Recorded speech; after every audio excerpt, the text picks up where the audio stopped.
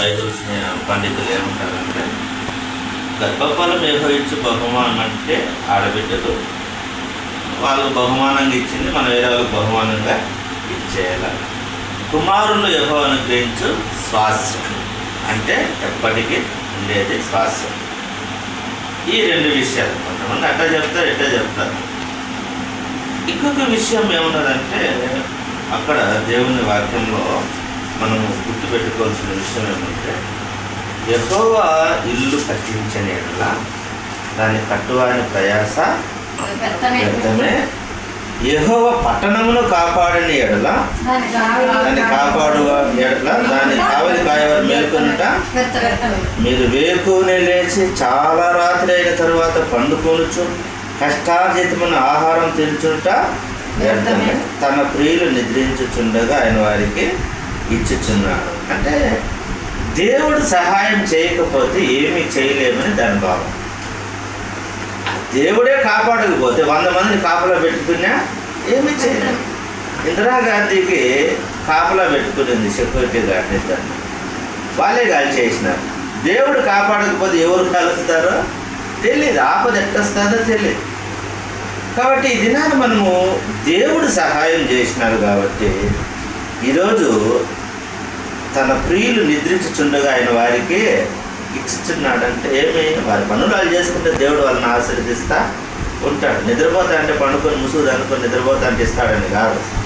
అంటే వాళ్ళు తగిన పని చేసి ఉన్నా కూడా దేవుడు వారికి ఇస్తాడు. కాబట్టి అలాగే యవన కాలమందున పుట్టిన బిడ్డలు ఎటువంటి వారంటే వాళ్ళు బలవంతుని చేతిలో బాణములు వంటి వారు. బాణము షార్ప్గా ఉంటుంది. బాణం ఎట్లంటే ఇటు వదిలితే దూరం పోతుంది, బలవంతుడు వదిలితే దూరం పోతుంది, బలహీనుడు వదిలితే దగ్గరగా పోతుంది. అనుకున్నది రీచ్ కాలేదు, కొట్టాలనుకున్నది గురి చేసి కొట్టాలనుకున్నది అంత దూరం కూడా పోలేదు అనే మాట చెప్తూ మళ్ళీ ఏమున్నది, వారు బలవంతుని వారు తన అంబుల బదులు నింపుకునే వాడు ధన్యుడు, అట్టి వారు సిగ్గుపడక గుమ్మములు తమ విరోధులతో వాదిస్తూ ఉంటారు.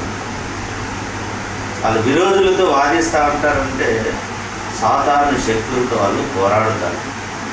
బలవంతుని చేతిలో బాణములు వారుగా ఉంటారంటే భక్తి కలిగి బిడ్డలను బాము షార్ప్గా పెంచితే, దేవుని భయభక్తుల్లో పెంచితే వాళ్ళు మనం అనుకున్న గురి వాళ్ళు చేస్తారు.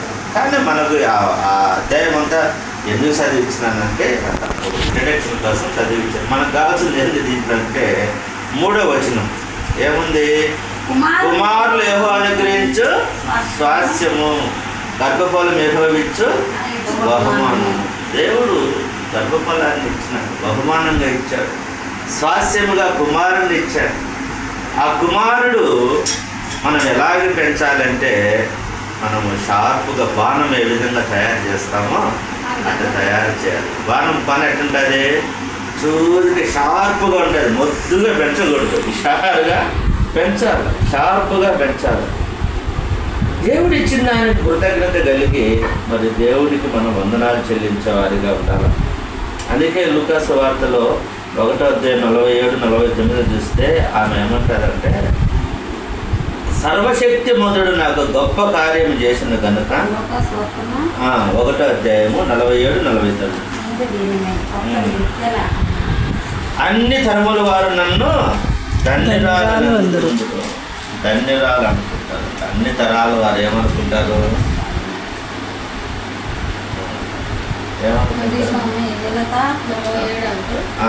ఆయన తన దాస్తురాలి దీనస్థితిని ప్రకాశించను, నా ఆత్మ రక్షకుడైన దేవుని యందు ఆనందించను. సర్వశక్తిమంతుడు నాకు గొప్ప కార్యములు చేసను కనుక ఇది మొదలుకొని అన్ని తరముల వారును నన్ను ధన్యురాలని అందరు. ఆయన నామము పరిశుద్ధము. ధన్యురాలని ఎప్పుడు అంటారంటే, సర్వశక్తిమంతుడు నాకు గొప్ప కార్యం చేశాడు. సర్వశక్తిమంతుడు గొప్ప కార్యం అంటే ఎన్ననుకుంటాం, దేవుడు గర్భఫలాన్ని ఇచ్చి ఆయన అందుకే చెప్తాను, సర్వశక్తిమంతుడు నాకు గొప్ప కార్యం చేశాడు. ఇక మీద నన్ను అందరూ ఏమనుకుంటారు,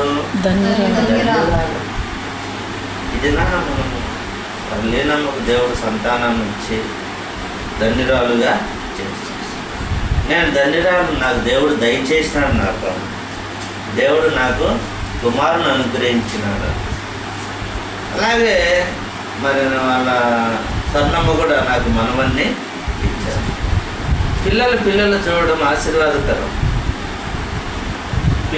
పిల్లలు ఆశీర్వాదాలలో ఒక ఆశీర్వాదం, గొప్ప ఆశీర్వాదం ఏదంటే నీ బిడ్డలను చూసి అది గొప్ప ఆశీర్వాదం.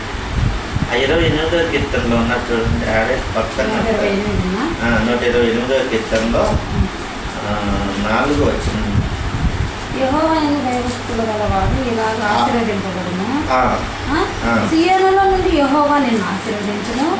నీ జీవితకాలం అంతా యెరూషలేమునకు క్షేమము కలుగుతూ చూచెదవు. నీ పిల్లలను నీవు చూచెదవు. ఇశ్రాయేలు మీద సమాధానం ఉండును గాక. అంటే ఏమని ఇలాగ ఆశీర్వదించబడతారు ఈ జనాలు అంటే, దేవుని ఆశీర్వాదం అంటే ఏందో గొప్ప ఆస్తి వచ్చి, డబ్బులు వచ్చి, అన్ని సంపదలంతా అది కాదు ఆశీర్వాదం. అంటే నీ బిడ్డలకు, వాళ్ళ బిడ్డలు నువ్వు కళ్ళతో చూడడమే ఆశీర్వాదం. నువ్వు బతుకున్నావంటే అది గొప్ప ఆశీర్వాదం. నువ్వు ఇంకా అది ఏముందో లేదో అది పక్కన పెట్టేసి, దేవుడు నీ బిడ్డలు నీకు 3వ తరాన్ని చూసే భాగ్యం ఇచ్చినాడంటే ఎంత ఆశీర్వాదం అది. అది నేను చెప్పేది కదా, బైబిల్లోనే ఉన్నది. నీ పిల్లలను చూసేదవు, అది ఆశీర్వాదము. ఈ దినాన్ని పిల్లలు చూడని వాళ్ళు ఎంతమంది ఉన్నారో, అసలు పుట్టిన బిడ్డలనే చూడని వాళ్ళు ఉన్నారు, పుట్టిన బిడ్డలనే చూడలేకుండా కన్నుమూసిన వాళ్ళు ఉన్నారు. అటువంటిది పిల్లల్ని చూసేది నీకు ఆశీర్వాదం అని దేవుడు చెప్తా ఉన్నాడు ఈ దినాన్ని. కాబట్టి దేవుని ఆశీర్వాదము ఉన్నప్పుడు ధన్యురాలు, మా కుటుంబం ధన్యమైనది, మా కుటుంబానికి దేవుడు సహాయం చేశాడు, మా కుటుంబంలో ఒక కొత్త వ్యక్తి వచ్చినాడు అంటే మాకు దేవుడు ఒక కుమారుని అనుగ్రహించినాడని మరి వాళ్ళు ఎంతో సంతోషిస్తే ధన్యురాలుగా వాళ్ళు భావిస్తూ ఉన్నారు. అలాగే మనము అటువంటి పిల్లలు మళ్ళీ ఎలా ఉండాలంటే లూకా సువార్త 2వ అధ్యాయం 49 చూస్తే, యేసుక్రీస్తు పుట్టిన తర్వాత ఆయన గురి చూడండి. లూకా సువార్త 2వ అధ్యాయము. ఆయన మీరేలా నన్ను వెతుకుచుండ్రి 42:49